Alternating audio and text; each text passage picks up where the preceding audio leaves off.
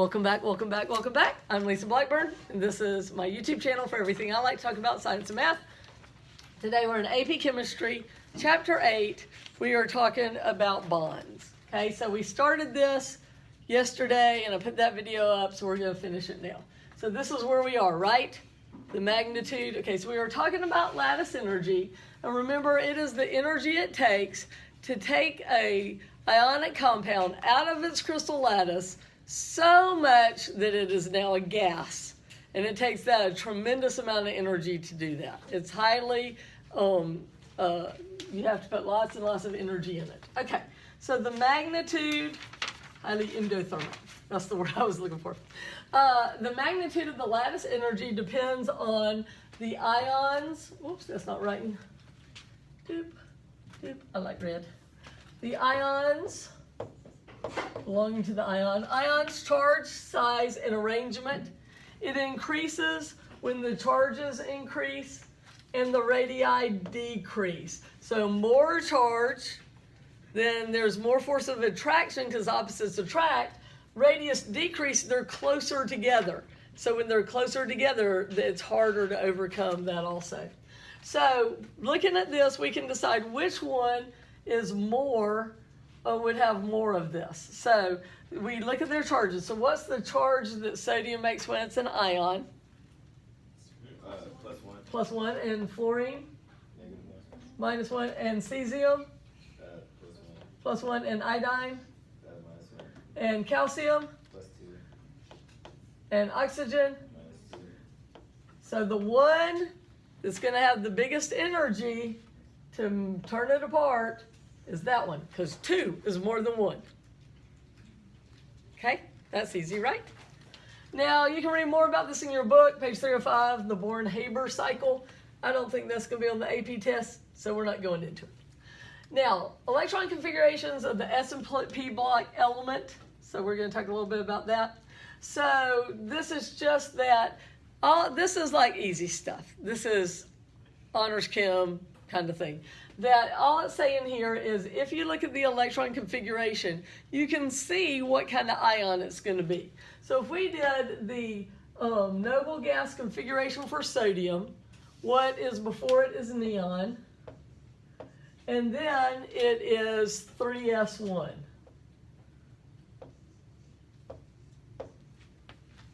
Okay, everybody agree to that? But if we have the ion, it's going to be neon, having lost that electron, so it's just going to be a plus. And you can see that that's the electron it wants to lose, right? So these charges come, we can tell what these charges are now that we understand electron configuration. Now, transition metal ions.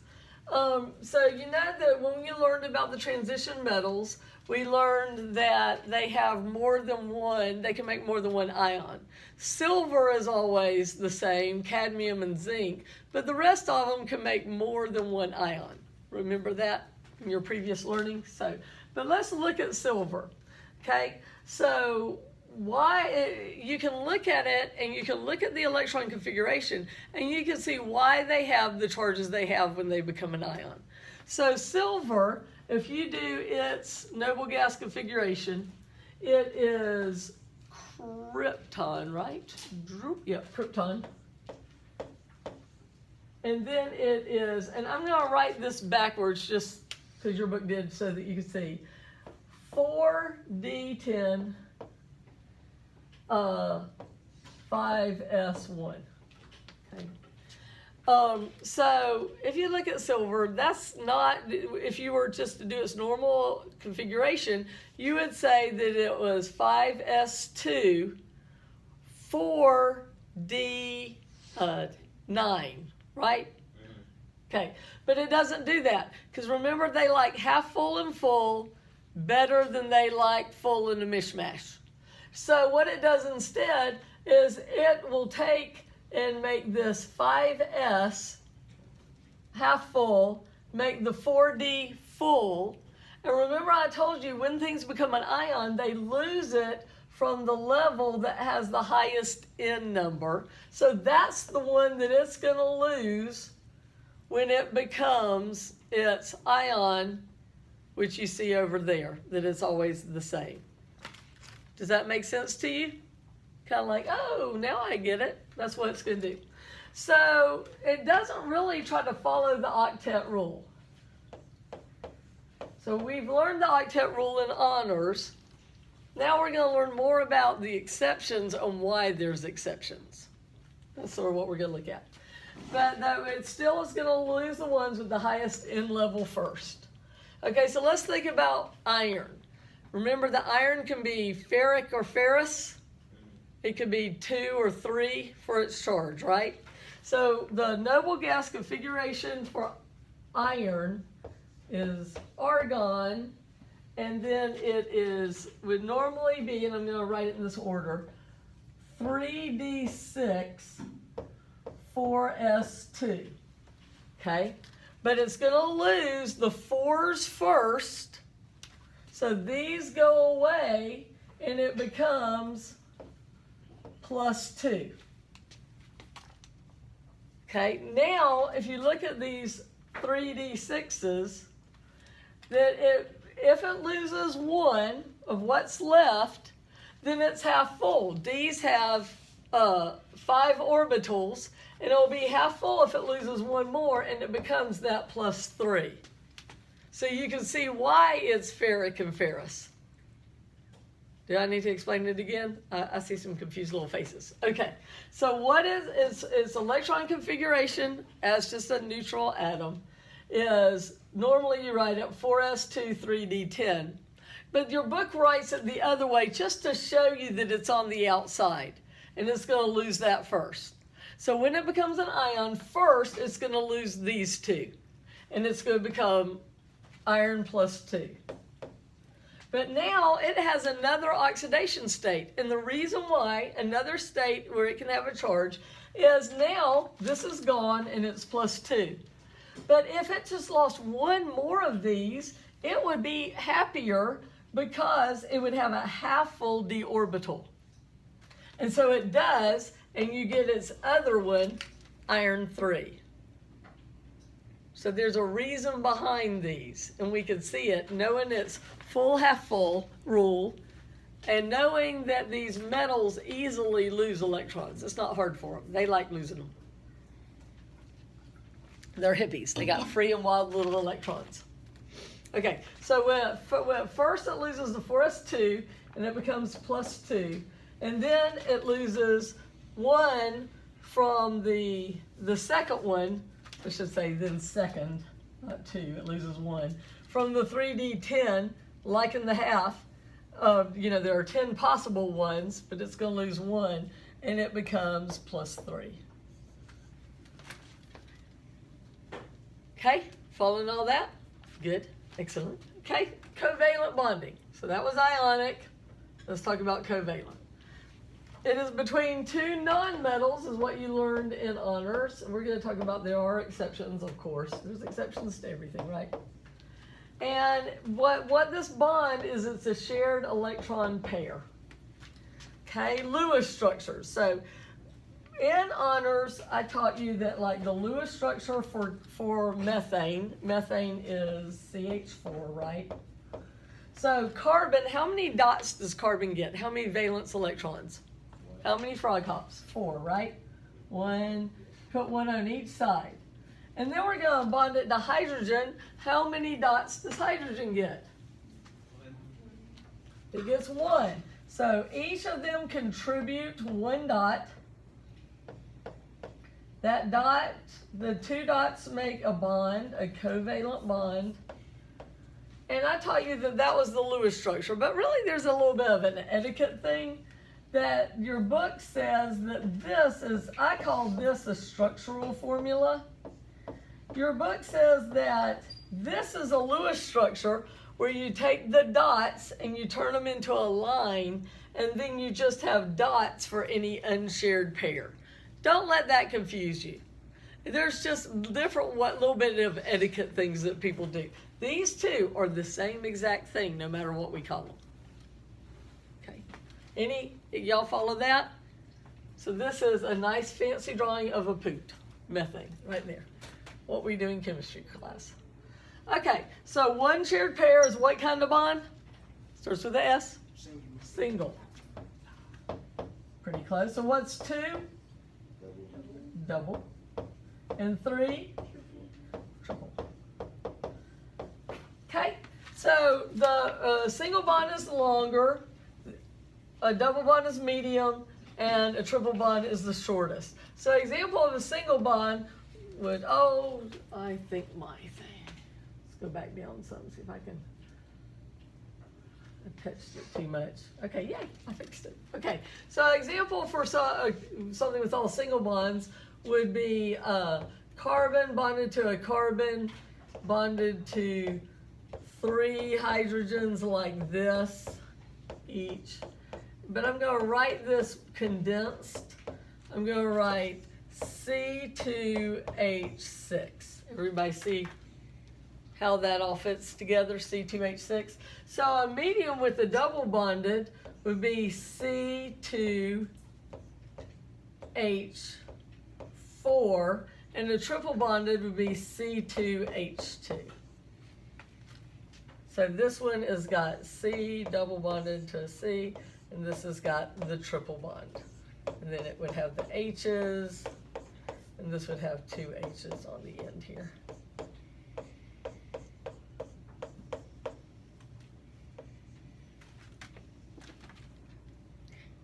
All good?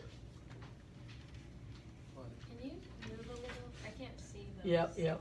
Let me go.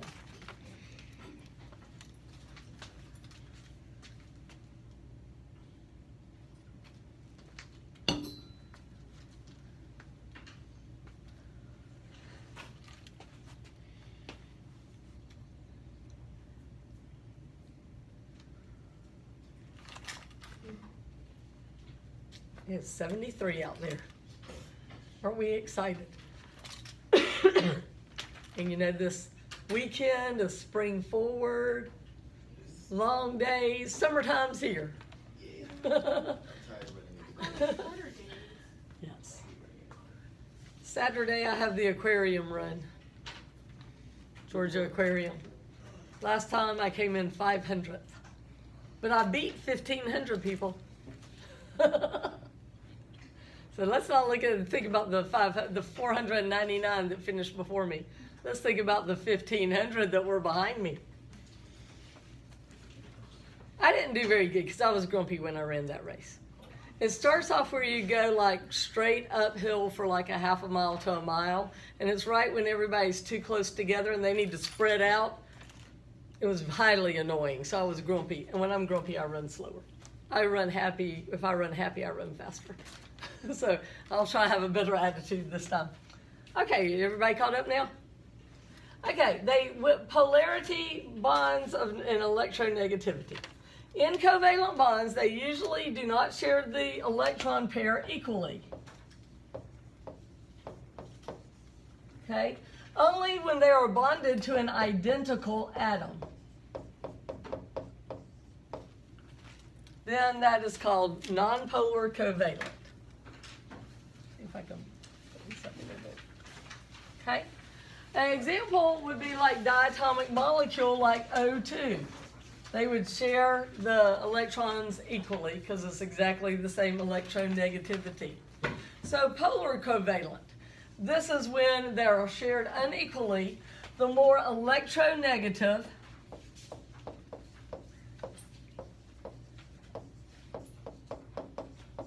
I guess we should say 1, gets the electron more. And remember, electronegativity is the ability of an atom to attract electrons to in a molecule to itself. And this causes the atom to have a positive and a negative end, so it's called polar. So we put penguins up there because they're at the poles. Dipole moments, okay? So the symbol for the positive and negative ends, this isn't an ionic electron transferred, a true charge. It's just a little bit of a charge. And the symbol for it is the Greek letter, lowercase letter delta. And it looks like an 8 you didn't quite finish. Sometimes it looks more like that. And then it has like a little plus, a superscript of a plus or a minus. This is called delta plus and delta minus. Our example would be water. So water has got positive and negative end. We would draw a little delta negative down there. And then you draw the delta positive in the middle of the positive charge, like that. So that's how it's hard. And I think it sounds kind of funny. Who named this dipole moments? It sounds like you're having a coffee break, so I gave y'all a cup of coffee. Take your dipole moments and enjoy your life. Have a dipole moment. Why is it called a moment? Why is it a moment? I don't know. Somebody probably knows, but not me. A moment is a period of time. This has nothing to do with time. But we got a nice little coffee cup. Okay. Whether a bond is considered covalent or ionic is based on a rating. And it's in your book in figure 8.8. It's also, I'll put it in your notes later because I decided that we needed it. Okay. So electronegativity. So what you can do is you look at the electronegativity and you look that up in a chart, and then you subtract it for the two atoms. You see what the difference is, and then depending on what that is, you can know is it ionic or covalent. So fluorine, they both have an electronegativity of 4. 4 minus 4 is 0, so it is considered nonpolar covalent. Hydrogen bonded to a fluorine is 4 minus 2.1, that's 1.9, and the book says this is polar covalent. And then lithium fluoride is 4 minus 1, it's 3, that's considered ionic. And later in our notes, I'll show you a chart with that, okay? If the difference is more than 2, most consider it ionic. Now, the chart that I'm showing you later in your notes, I have a different book, and it says 2.1. So you might see slight differences in these numbers. Just know that, chemists are nerds and they're going to argue about things like this and have their own opinion. But it's about that, and that you'll go with whatever book or your professor says. The greater electronegativity difference, the more polar the bond is. So which is more polar, BCl or CCl? So the electronegativity here is 2. This one is 3. And this is 2.5. And that one is still 3. So 2 minus 3 is negative 1. 2.5 minus 3 is negative 0.5. Now you look at the absolute value. So which is bigger, 1 or 0.5? 1. So this one is the one that's more polar. Not hard? Everybody good with that? Okay. Now, dipole moments can be represented with an arrow. So they can be represented with those little deltas or an arrow. For example, hydrogen and fluorine, this is a polar bond we saw. Hydrogen and fluorine. And you can show that it's polar instead of drawing the stick between them. You draw an arrow, and you make the arrow head go to the one that is more electronegative, and the arrow tail toward the one that's less, and you make the arrow tail look like it's a little plus sign. So it looks like that, and that's on the positive side, and that's on the negative side.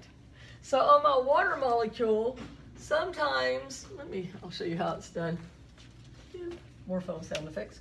Sometimes you'll draw it like this. You just draw a big old arrow across it, like that. So sometimes it's shown like that with just a big arrow.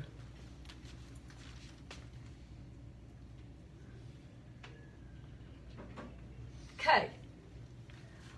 Whenever two equal and opposite charges are separated by a distance, so charge is q, distances are like radius, a dipole is established.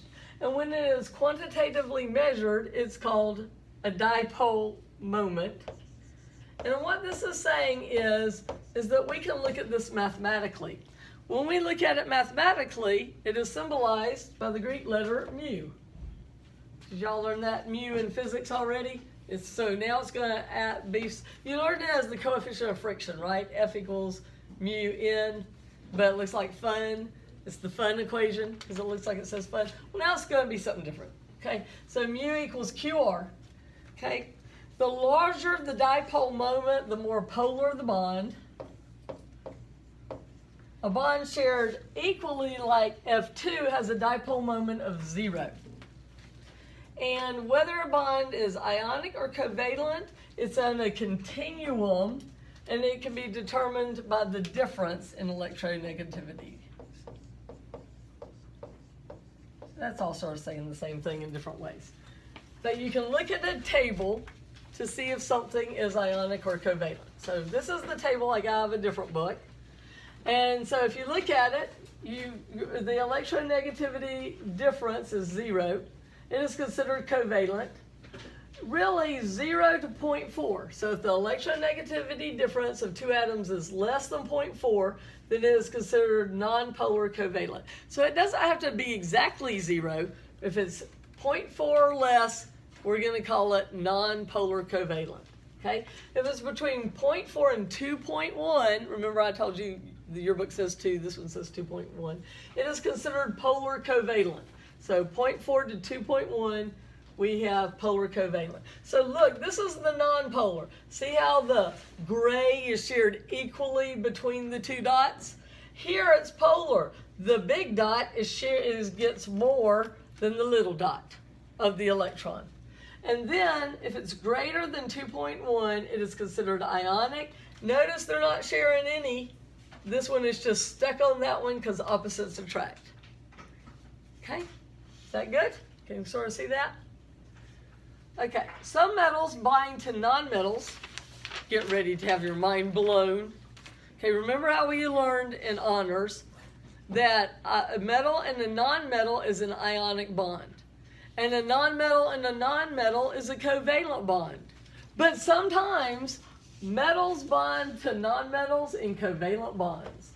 So sometimes metals can be covalent. Now, when does it do this? Let me show you. The first one is ones that are over here. They're way over here. They're almost just one little kick and boom, they're on the other side. You see that? So 10 is one of them that can do this. So that's the first one that can do it. Is ones that are close to being a nonmetal can sometimes do it. So tin chloride is one. That is considered covalent, even though it's a metal and nonmetal. And metals also with high oxidation states greater than 4. They will often be in polyatomic ions, which are covalently bonded. But notice it's a metal and a nonmetal, but that's a polyatomic ion. Has anybody ever noticed that before, that some of those polyatomic ions were covalent but metals? You wondered why, now you know. Okay, now drawing Lewis structures. So the way your book teaches to do this is different than how I do. I'm going to teach it their way, and then I'm going to show you my way. Okay? So they say to do it this way. They've got more steps, and maybe it's good. Maybe I would have more success if I always followed all these steps. Sum the valence electrons, taking into account overall charge. Count the valence electrons. If it is a cation, subtract the electrons for each positive charge. Anions, add the electrons. That sounds confusing. It's not. Just wait till I show you the example. Write the symbol for the atoms. Draw lines to represent the bonds. Hint, remember, nature likes balance. Okay, this is very important. That's going to really help you know what to do. Okay. When possible, central atoms are often written first. Okay. Complete the octets for all the atoms around the central atom, if possible. Not everything gets an octet. You know this. Hydrogen doesn't. It's only got one electron. So like hydrogen can only have 2, even if it's sharing. Place any remaining atoms around the central atom, even if it makes it have more than an octet. If there are not enough electrons to give the central atom an octet, try multiple bonds. So that's why we got 2 doggies. They're multiples, like twins clubs. Mothers of multiples. Okay. So here's a one, PCl3. Okay. So this is what they mean by number 1. you sum the valence electrons. So if you do valence electrons, counting the hops, how many hops does phosphorus get? 5. So we write down 5.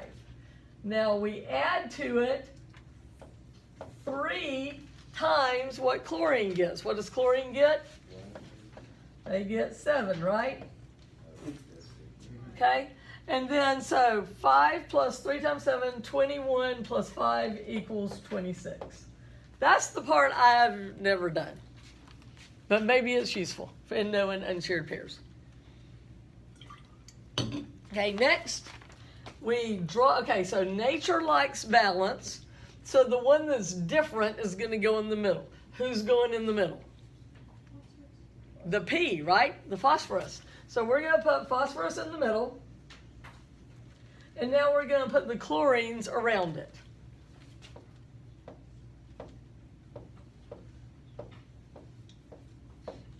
Okay. Now we are going to give the chlorines, they've got 1 electron in this bond. We're going to give them the rest of their electrons as unshared pairs. So 7 minus 1 is 6. Each chlorine gets 6 unshared pairs that we're drawing around them.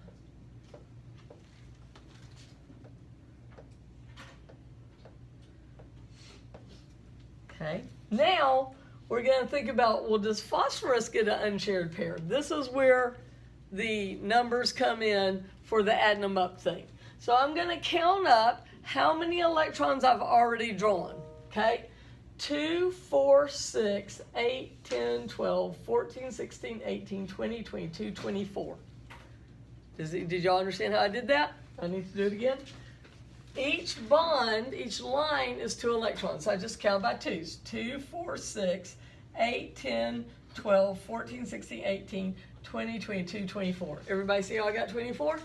24 minus 26 is 2. I know that phosphorus gets 2 unshared pairs. It gets 2 1 unshared pair. Okay, that's how the book teaches to do it. Now, this is the way I would do it. I would do it by going, well, first of all, what is the electron configuration for phosphorus? Well, phosphorus gets 1, 2, 3, 4, 5. See, I already see its unshared pair. You see that? And I'd say, well, what does chlorine do? Chlorine goes 1, 2, 3, 4, 5, 6, 7. So phosphorus has 3 places for bonds. Chlorine has 1. Each one of those is going to go on one of those dots where its dot is. That's how I would do it. Do you like their way or my way? You can. I don't care. You do your way. Whatever makes sense to you, do. Okay. So now let's do HCN. Now, HC and N. I got 3 things. H is never the central atom because it can only make 1 bond. Does that make sense to you?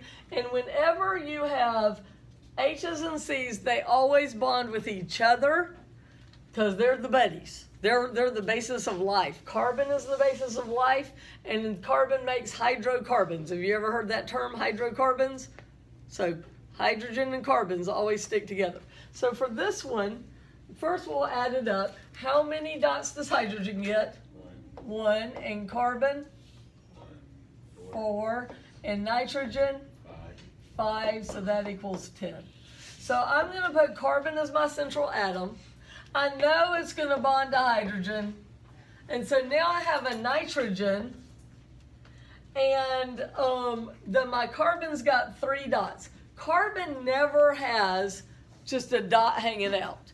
It never has unshared pairs. It always bonds with all of those bonds, pretty much. So it's if carbon's got 3 left, it is going to bond to that nitrogen. So now, let's count up the bonds. 2, 4, 6, 8 are the electrons. What is 10 minus 8? 2. So nitrogen gets an unshared pair. Now let me show you how I would do this. I would say hydrogen gets 1 dot.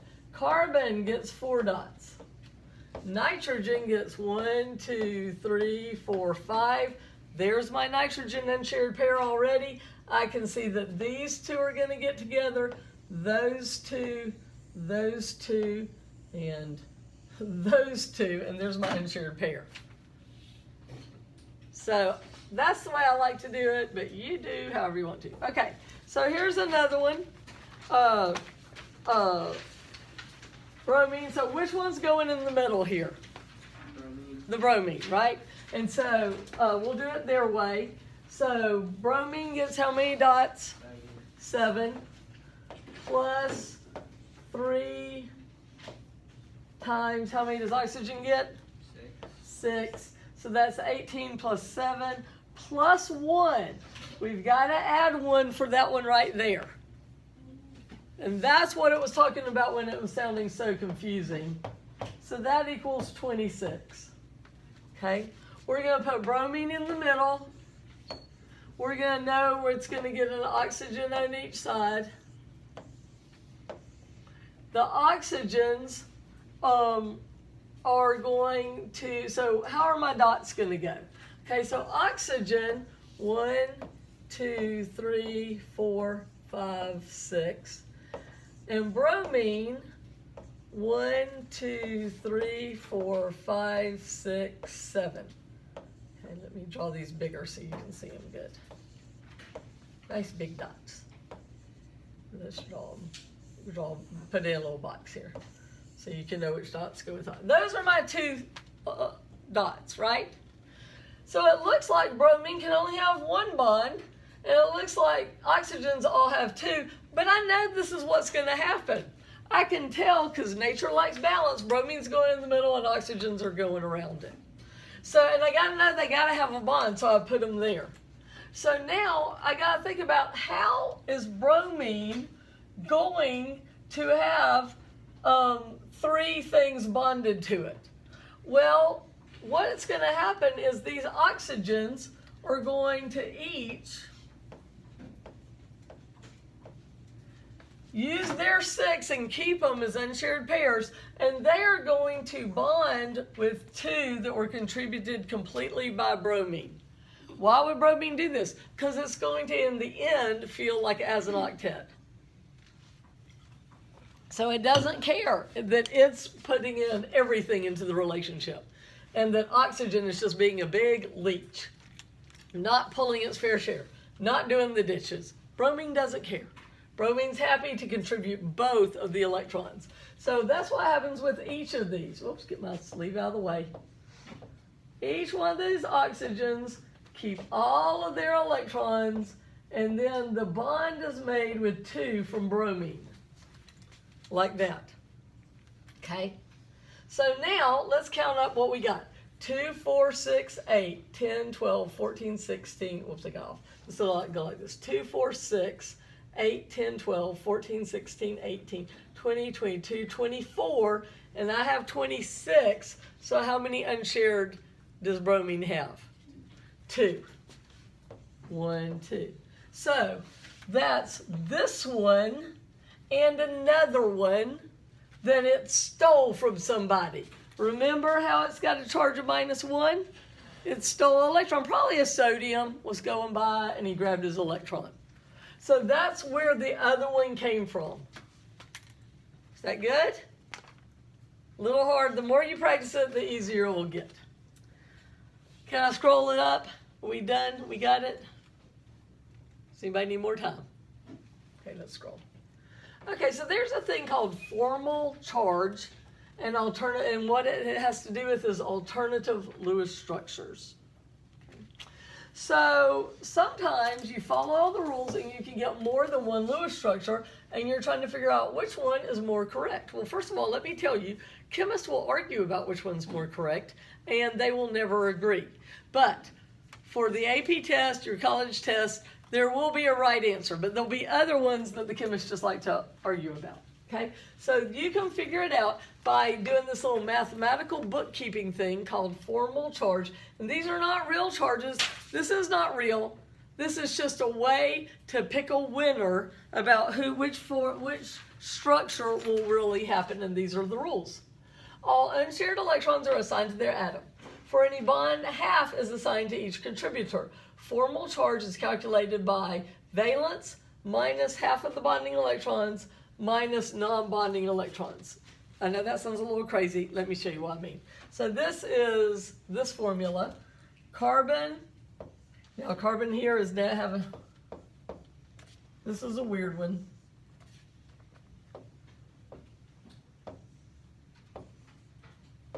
Okay, that's the polyatomic ion that you've learned about.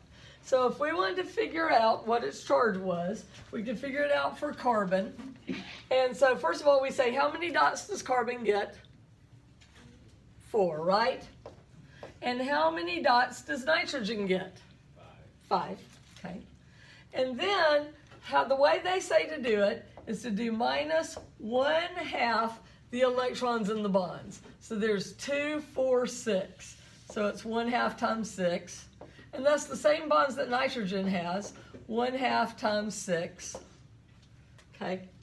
And then minus any unshared pair, minus 2, minus 2. So this gets a charge of minus 1, and that one gets a charge of 0. And if you add them up, -1 minus 0, it's -1, which is the charge on that polyatomic ion. Okay, so polyatomic, this should say ion, and then I was going to make a blank and I put down there twice. So it's if it's a neutral molecule, that will add up to 0. Okay, we're all right so far? So how to decide if it's dominant, okay? The one where the atom's formal charges are closer to 0 will be the winner, or the one where more negative charges are on the more electronegative atom. So for example, carbon dioxide has 2 possible Lewis structures, okay? It could do this,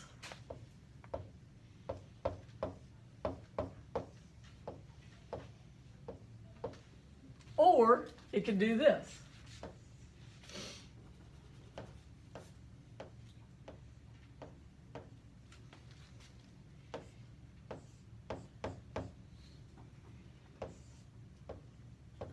Now, before we do the math, just knowing what you know so far, which one do you think it does? A or B? A. Yes. Why? Balance. Balance. Nature likes balance. So this is the one it really does. So that is a great little trick to do things fast if you're in a hurry, is if you're going to guess for the balance, okay? So, but now we can prove it, okay? So what we do is we first write how many dots they normally get. 6, 4, 6, 6, 4, 6. Okay, then the book says you think about that each of these is 2 in a bond and divide it by half. I think it's easier just to count the sticks. Okay, so oxygen has 2. Does that make sense to you? So I say minus 2. Carbon has got 1, 2, 3, 4, minus 4. Oxygen has minus 2. This one has minus 1. That one has minus 4. And that one has minus 3. So I just did the times a half thing in my head by just counting the sticks. I'm all about the shorter way of doing things. Okay? And now we subtract any unshared pair electrons, and this one's got 4, that one's got 0, that one's got 4, this one's got 6, this one has 0, and that one's got 2. Okay, now we do this. So 6 minus 6 is 0, 4 minus 4 is 0, 6 minus 6 is 0, 6 minus 7 is negative. That's not going to be a 1. Okay, so is going to be negative 1. This one is 0, and that one is positive 1. Okay, you look at absolute values. These are zeros, these are 1s, so this wins. So that was the winner. Y'all picked it. Good job. Okay, Did you sort of follow how I did those? Formal charge. Next idea, resonance. Okay, so have you heard of resonance in music? What is resonance in music? In physics, it's like vibrations, right? Things blurring from one to another kind of thing. So resonance structures is that sometimes a Lewis structures does not describe what's really happening. So for example, O3, you could have an oxygen with a double bonded to an oxygen to a single bond that way, or you could have the single bond on this side and the double bond on that side. I didn't bother putting in all the unshared pairs.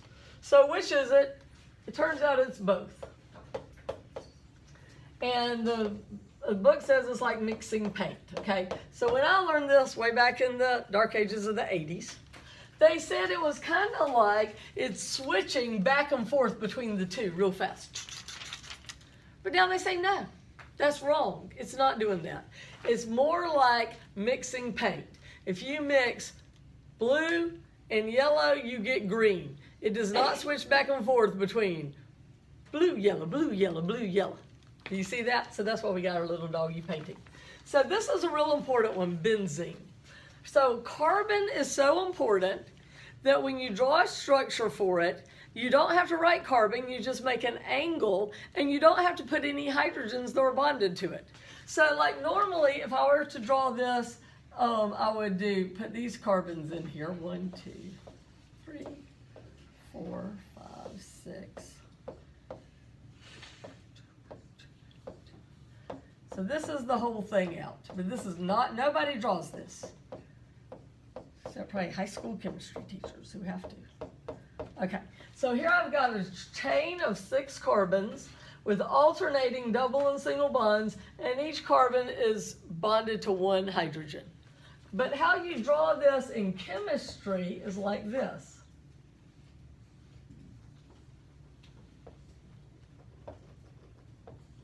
You don't draw the carbons, it's just an angle, and you don't bother putting in the hydrogens because everybody knows that carbon makes 4, and if it's only got 3, that 4th one is a hydrogen.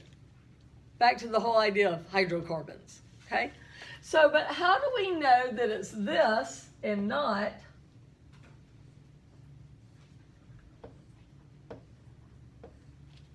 is the double bond on the top or is it on the sides there? Well, this is another one that's resonance.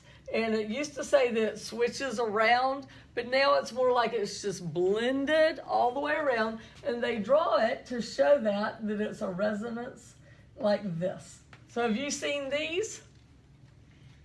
Benzene is a very important industrial chemical. It's the starting material for a lot of stuff.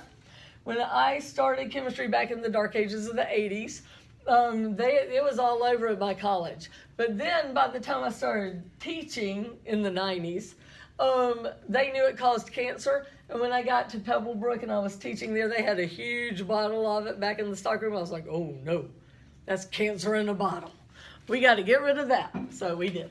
But that's benzene, still a very important industrial chemical. Okay, exceptions to the octet rule. So exceptions, we have exceptions with transition metals because they're hippies and they just let their little electrons run wild and free. And there's also some exceptions with covalent bonding. Molecules and polyatomic ions will not follow the octet rule. Sometimes if they have an odd number of electrons. Also, where it has fewer than an octet of valence electrons, or if it has more than an octet of valence electrons. So let's look at some examples. So here is NO. So it has, it can do a couple of things. So let's do it like this over here. Nitrogen has 5, right? 1, 2, 3, 4, 5, okay? And oxygen, oops, keep my sleeve out of the way, has 6. Like that. So they're going to get together, but this one has 3 dots and this one only has 2. So how are they going to work this out? It will either be nitrogen double bonded to an oxygen, where this oxygen has 2 unshared pairs, and the nitrogen has an unshared pair and 1 little electron hanging out. Or it could be that the nitrogen has unshared pairs bonded to the oxygen that has 1 unshared pair and 1 hanging out. Now, carbon's not going to do this, but some of these others will sometimes have this unbonded electron. Now, these things don't usually last long. They're very highly reactive. It's going to be something that is not going to hang out for long, but it's weird. It's not following the regular rules. It's because it's got 1 little leftover electron there. Okay, next one. BRF3. Which one is going in the middle? B. The B, because nature likes balance. How many dots does a B get? 3. So B gets 1, 2, 3. And fluorine, oops, keep my sleeve out of the way. 1, 2, 3, 4, 5, 6, 7. So I've got 3 of them, and they're going to go on these 3 places on the boron. But the boron is not going to have an octet, and it's going to be fine with that. So it's going to have a fluorine up here, a fluorine, that is not a fluorine. Boop. Doop. A fluorine there, and a fluorine there. And then they're going to get these dots all around. Everybody gets dots. I'll put it right there. Dots for you and dots for you. And we did this in honors, and I taught you that this is the trigonal planar and that the bond angle is 120. And that's what we're going to be doing more of for chapter 9. So 8 and 9 is going to be about these angles. We'll get to see our dog toy, which I'm very excited that I found out it squeaks. Oh, it's not squeaking. Maybe it doesn't squeak. Maybe it's broke. Squeak. Okay, so we'll be looking at the dog toy. And supposedly this is a harder part for, according to the AP Chemistry's Facebook teachers group, that the students have a little bit more problem with the angles, but I think we'll do fine. We'll model it and you'll get it. You'll get it. I always thought it was easy, and if I think it's easy, you should think it's easy. Okay, who's going in the middle here? P. And how many dots does P get? 5, right? Phosphorus. 1, 2, 3, 4, 5. Right. 1, 2, 3, 4, 5. And then fluorine. Okay. So we've got 3 places to bond, 3 here, but I have 5 of them. So how is this going to work out? It does this. P goes in the middle, and it gets 5 F's. Let's see if I can show it how it goes. Ooh, I did a good job.